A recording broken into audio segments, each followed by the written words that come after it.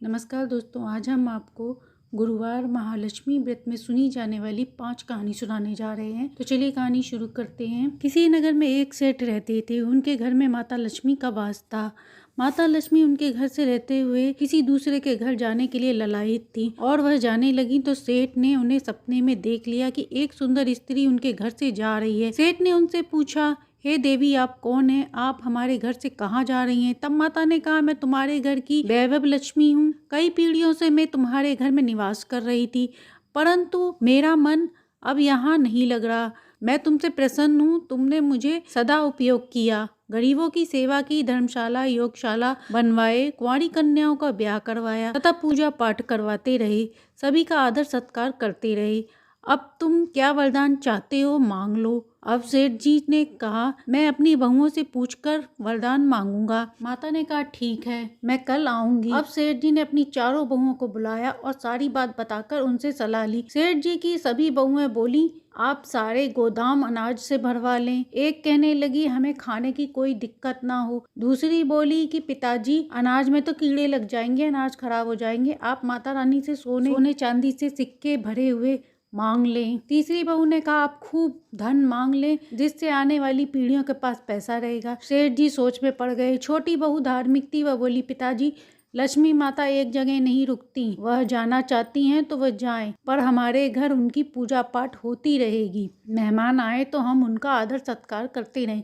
परिवार में प्रेम भावना बना रहे, क्योंकि यदि प्रेम भावना होगा तो कोई तकलीफ होगी तो सभी मिलकर साधेंगे। सेठ जी की छोटी बहू की बात सेठ जी को समझ में आ गई। अगली रात सेठ जी को सपने में माता ने दर्शन दिए और पूछा, तुमने अपनी बहुओं से सलाह ले ली? तब सेठ जी ने कहा, हे माता, यदि आपको जाना है तो आप प्रसन्न होकर जाइए। मेरे घर में सदैव हरि कीर्तन होते रहे, अतिथियों का आदर सत्कार होता रहे, परिवार में प्रेम रहे। यह सुनकर माता ने कहा, ये तुमने क्या मांग लिया? जिस घर में सेवा सत्कार होगा, अतिथि का आदर होगा, परिवार में प्रेम रहेगा, हरि कीर्तन होगा, वहाँ नारायण का निवास होगा, और यदि नारायण का निवास होगा तो मेरा निवास भी वहीं होगा। तुमने वरदान मांगकर हमेशा के लिए मुझे अपने घर रख लिया। तब लक्ष्मी जी सेठ के घर स्थायी रूप से निवास करने लगी। हे लक्ष्मी माता, जैसे आप सेठ पे प्रसन्न हुई, ऐसे ही सब पे प्रसन्न हो। अब सुनते हैं दूसरी कहानी। एक साहूकार था। वह माता लक्ष्मी का भक्त था। वह प्रतिदिन उनकी पूजा पाठ करता, कथा सुनता, पर उसकी पत्नी बड़ी आलसी थी। वह पूजा पाठ न करती थी, न स्नान करती। साहूकार उसे समझाता कि घर में साफ सफाई कर, स्नान आदि करे, पूजा पाठ करो, पर वह नहीं किसी की सुनती थी। वह कहता, घर में गंदगी होने पर बरकत नहीं होती, धन की कमी रहती है, पर साहूकार की पत्नी पर इन बातों का कोई प्रभाव नहीं पड़ता। एक दिन बाजार वह जा रही थी, तभी लक्ष्मी माता ने सुंदर स्त्री का रूप धारण कर उसके पास आकर कहा, बहन, क्या तुम मुझे अपनी टॉर्च की रोशनी से यहाँ का रास्ता दिखा दोगी? साहूकार की पत्नी ने कहा, हाँ, क्यों नहीं। तब उन्होंने बताया कि मैं शहर से आई हूँ। तब साहूकार की पत्नी ने कहा कि कल तुम हमारे घर आना, हम लोग खूब बैठकर बातें करेंगे। अगले दिन लक्ष्मी माता उसके घर गई। घर के चारों ओर गंदगी देखकर माता ने कहा कि बहन, तुम्हारे घर में तो बहुत गंदगी है, तुम घर की साफ सफाई नहीं करती हो, चौका भी गंदा है, बच्चे भी गंदे हैं। तब वह बोली कि बहन, मुझे साफ सफाई करना पसंद नहीं है। तब वह बोली, बहन, एक बार मेरे कहने से तुम साफ सफाई करो, यदि तुम साफ सफाई नहीं करोगी तो मैं तुम्हारे घर नहीं आऊंगी। तब लक्ष्मी माता ने ऐसा कहा तो वह साफ सफाई करती गई। बच्चों को नहलाकर साफ वस्त्र पहनाए, फिर साहूकारनी ने स्वयं नहा धोकर साफ वस्त्र धारण किए। अब इसी तरह लक्ष्मी माता साहूकारनी के घर जाती और रोज साफ सफाई करवाती। इस तरह करने से उसके घर में बरकत होने लगी। घर में अन्न धन के भंडार हो गए। उसके आसपास के लोग ने देखा तो पूछा कि तुम्हारे दिन कैसे फिर गए? तो साहूकारनी ने बताया कि मेरी एक सहेली है, उसका नाम धरा है, वह रोज आती है, मुझे घर की साफ सफाई करवाती है, लक्ष्मी माता को भोग लगाकर कथा सुनाती है, उसी ने मुझे यह सब बताया। तब सब बोले कि ऐसी कौन सी सहेली है जो रोज आकर तुम्हारे घर साफ सफाई करवाती है? कल उसे रोक कर हमें भी मिलवाना। दूसरे दिन जब लक्ष्मी जी आई तो साहूकारनी ने उन्हें जाने नहीं दिया और बोली, बहन, सभी पड़ोसी बोले हैं कि तेरी कैसी सहेली है, रोज आती है, चली जाती है, तेरे घर रुकती नहीं, आज तुम यहीं रुक जाओ, इस चौकी पर बैठ जाओ। तब लक्ष्मी जी बोली, बहन, मैं तो राजा महाराजा के घर नहीं बैठी, तेरे घर कैसे बैठ जाऊं? लेकिन वह नहीं मानी और उसने हाथ पकड़कर बैठा दिया। तभी माता ने उसे अपने रूप में दर्शन दिए। वह चकित होकर उनके पैरों में गिर पड़ी।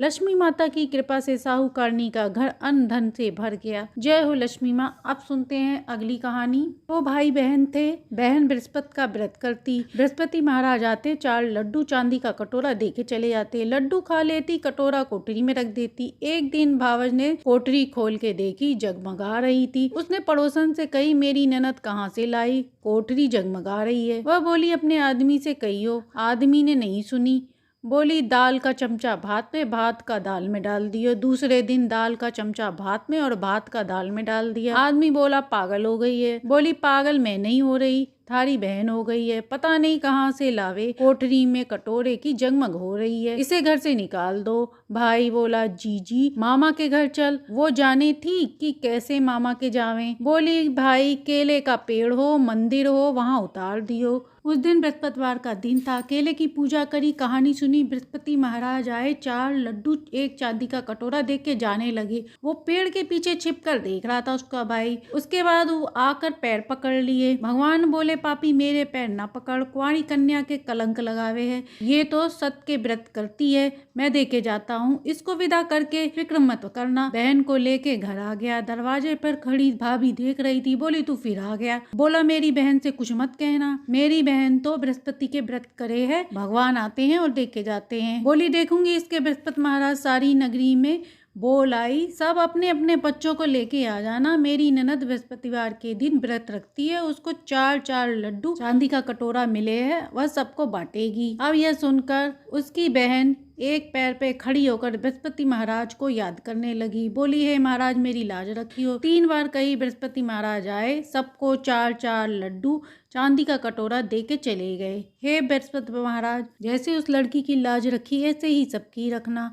कहानी कहते सुनते हुकारा भरते, सबके घर में सुख शांति समृद्धि देना। अब सुनते हैं चौथी कहानी। एक बुढ़िया माई थी, भगवान गणेश जी की पूजा करती। बच्चे दूध दही मांगते तो नहीं देती। गणेश जी की पूजा करती जाती, भगवान से कहती, मुझे दूध दे, दही दे, बछड़ा दे, गाय दे। गणेश भगवान ने गैया बछड़ा दे दिए। बुढ़िया मस्त हो गई। इसी प्रकार पूजा करते काफी समय बीत गया। एक दिन गणेश जी बुढ़िया माई से बोले, माई तुमने कभी लक्ष्मी जी को न्योता करा है? बुढ़िया माई बोली, मैंने तो नहीं करा, कहाँ मिलेंगी? गणेश जी बोले, क्षीर सागर में विष्णु भगवान के चरण दबा रही होंगी। बुढ़िया दौड़ी दौड़ी लक्ष्मी जी के पास गई और बोली, लक्ष्मी जी तुम्हारा न्योता है। विष्णु भगवान बोले, लक्ष्मी तुम्हें जाना पड़ेगा। 16 श्रृंगार करके लक्ष्मी जी बुढ़िया के घर पहुंची। बुढ़िया ने 7 पट्टे बिछाए। लक्ष्मी जी बोली, 7 पट्टा क्यों बिछाए? मैं तो घर घरती हूँ, एक पाँव से दूसरे पाँव, सारी प्रजा के पास रहती हूँ।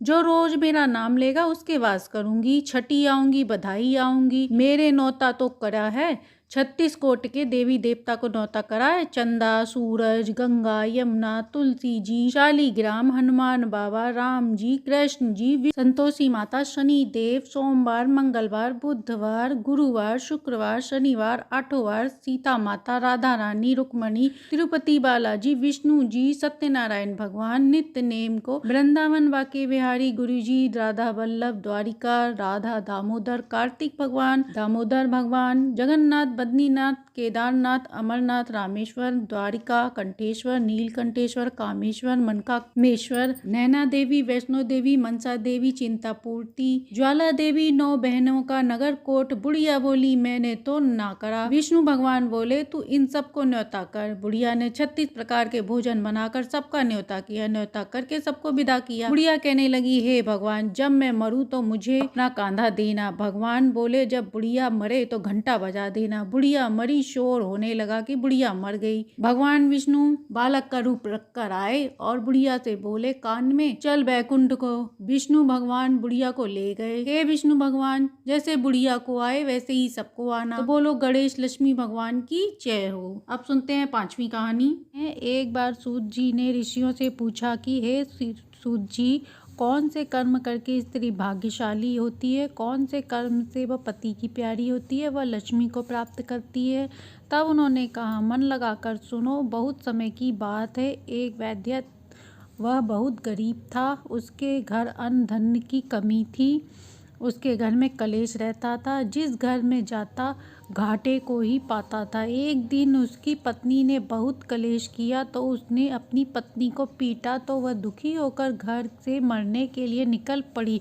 उसने सोचा घर में धन औलाद कुछ भी नहीं है, ऐसे जीवन से क्या फ़ायदा। वह जंगल में जा रही थी तो वहाँ एक स्त्री ने पूछा, तुम इस जंगल में कहाँ जा रही हो? तब उसने बताया, मैं अपने जीवन से हताश हूँ तथा मरने जा रही हूँ। स्त्री को उसने सब बता दिया। बाद में वह स्त्री अपने रूप में आकर बोली, मैं लक्ष्मी का रूप हूँ। तुमने सब कुछ सच बताया, इसीलिए मैं तुमसे प्रसन्न हूँ। द्वारकाधीश मेरे पति हैं। मार्गशीर्ष महीने में धरती पर भ्रमण करती हूँ, दुखियों के दूर कर निवारण करती हूँ। जो व्यक्ति मेरे इस महीने में पूजा करता है, कथा पढ़ता सुनाता है, मैं उसे ऐश्वर्य प्रदान करती हूँ। तू भी यह व्रत कर, तेरे सारे कष्ट समाप्त हो जाएंगे। इसके बाद वह अंतर्ध्यान हो गई। लड़की ने वीरवार आया, व्रत का संकल्प लिया और व्रत किया। धीरे धीरे उसके जीवन में सब अच्छा होने लगा। उसके पति ने एक दिन कहा कि लगता है हमारे अच्छे दिन आने वाले। लड़की ने पति को बात सारी बता दी। लड़के ने कहा, मैं भी ये व्रत करूंगा। दोनों ने साथ में व्रत किया। व्रत के प्रभाव से उनके घर में सुख शांति आने लगी। वह जो कार्य करता उसमें लाभ ही लाभ होता। जितना समय उन्होंने पूजन किया, व्रत किया, उतना ही समय उन्होंने लक्ष्मी राज पाया। दोनों ने ही साथ में प्राण त्यागे। अगले जन्म में दोनों राजा रानी के रूप में जन्मे। उनके साथ बेटे बेटी हुए। उनकी लड़की का नाम श्याम वाला था। वह बहुत ही सुशील स्वभाव की थी। इस जन्म में उन्होंने कुछ याद नहीं था। तब माता ने सोचा, यह तो मेरा व्रत भी भूल गया। उन्होंने सोचा, यदि ऐसा करेंगे तो कलयुग में मुझे कौन पूछेगा। माता रानी महल में उसे सब कुछ याद दिलाने के लिए पहुंची, लेकिन रानी बनी लड़की सब कुछ भूल गई थी और ब्राह्मणी रूप में माता लक्ष्मी को धक्का देकर निकालने लगी। माँ लक्ष्मी ने कहा, तेरे बुरे दिन की फिर से शुरुआत होने वाली है। इतने में रानी की बेटी श्यामा वाला आई। उसने माता को धक्के से बचा लिया और एक पलंग पर बैठा दिया।